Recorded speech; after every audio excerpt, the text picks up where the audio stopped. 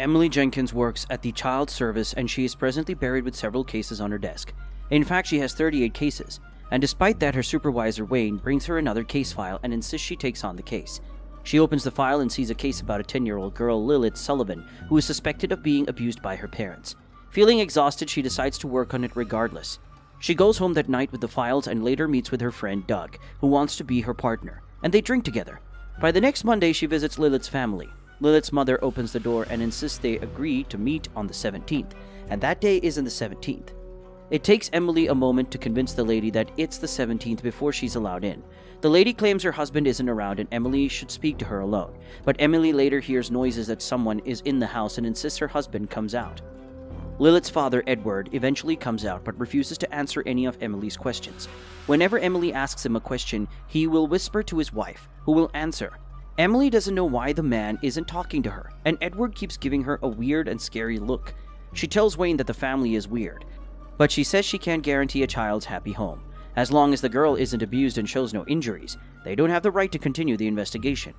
Since Emily insists, Wayne invites Edward and his family to their office. This time, Edward speaks to Wayne. Emily asks about Lilith sleeping at school and her dropping grades, but Edward insists they love their daughter and aren't causing any harm. Wayne doesn't see any reason to continue the investigation, so he attempts to release them, but Emily begs so she can have a personal conversation with Lilith. She meets with Lilith, who says her parents hate her, and she hears them threatening to send her to hell. When Wayne calls Lilith to repeat the statement, Lilith can't say it again, so Wayne releases her regardless. Emily doesn't want to take a no for an answer, so she takes the case file to her friend, Detective Mike, who immediately figures Wayne has refused to interfere. He recalls a past incident where he risks his job for her and isn't keen due to the outcome. When Emily persists, he promises her that he will take immediate action only if she can provide evidence of the parents' illegal activities. Unconvinced with Lilith's response, Emily finds her after school, and Lilith runs to hug her. Emily reassures her that she is doing everything she can to help Lilith get out of a situation. Lilith asks Emily if she will come to look for her if she is missing, and while Emily reassures her that she can't get missing. Before getting onto the bus, Emily gives Lilith her home number so Lilith can call her if she is in trouble.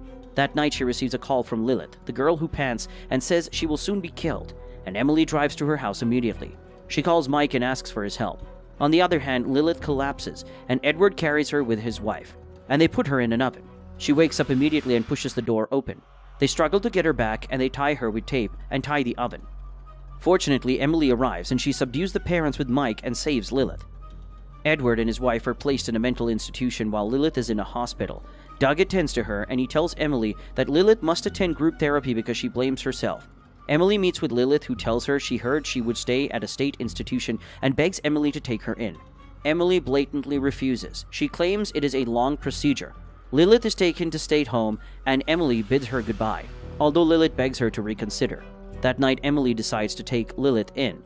She meets with Wayne and the other officers, and they allow her to take Lilith. She takes Lilith in, and they begin to get to know each other. She visits Edward's house and sees the parents barricading themselves every night, although she doesn't know why. 2 weeks later, Wayne informs her that one of the wards in her care, Diego, killed her parents the night before.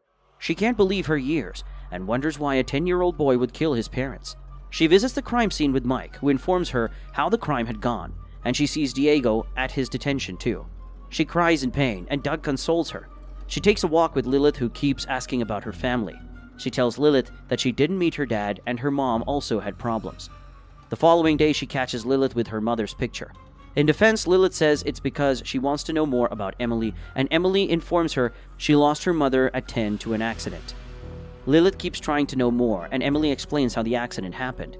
Lilith apologizes for going through Emily's loads and for taking her mother's pictures, and asks if Emily isn't angry at her. Emily asks her not to do that again. Emily meets Mike at lunch, and Mike tells her the night before Diego killed his parents, he received a call from Emily's home. Emily insists she didn't put a call through, so she goes home to ask Lilith with Mike. Lilith denies it, but Mike insists she is lying.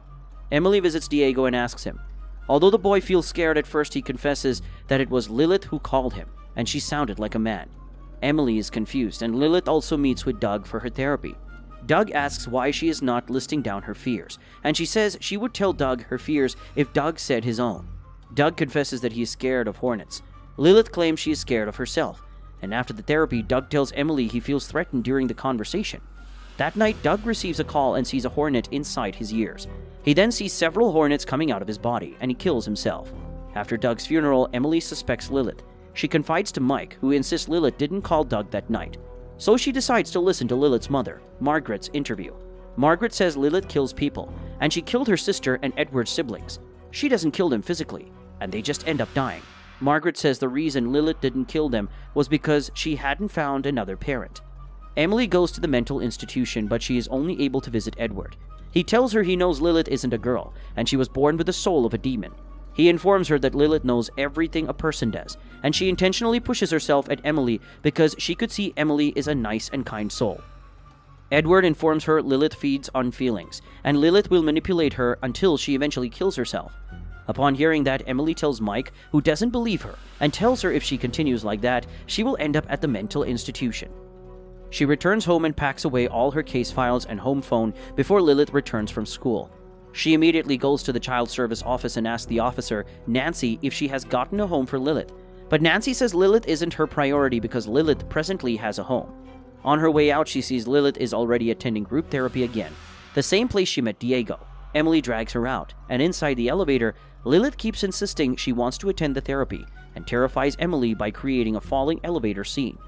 Emily tells Mike about how scary Lilith is again, but Mike still doesn't believe her words.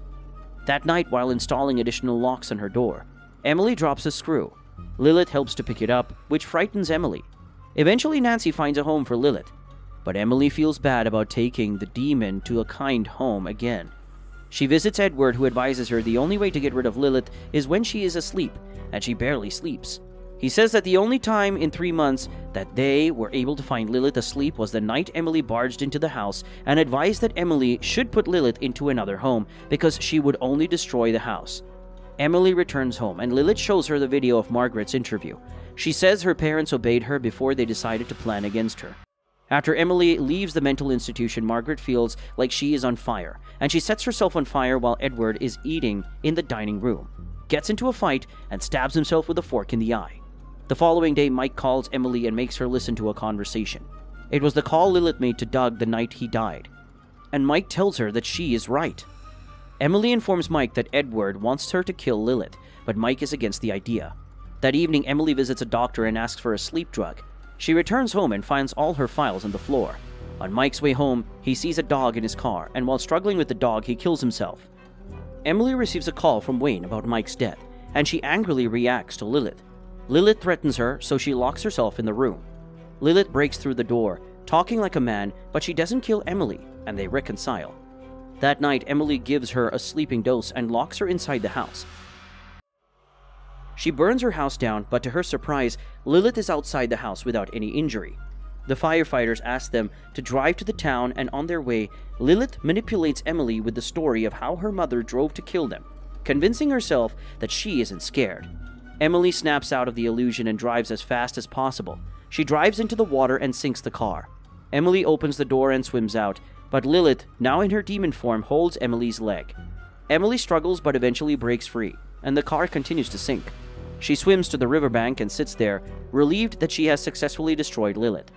Subscribe to watch more videos like this, leave a like to help the channel out, also leave a comment if you'd like us to recap your favorite movie. Thanks for watching.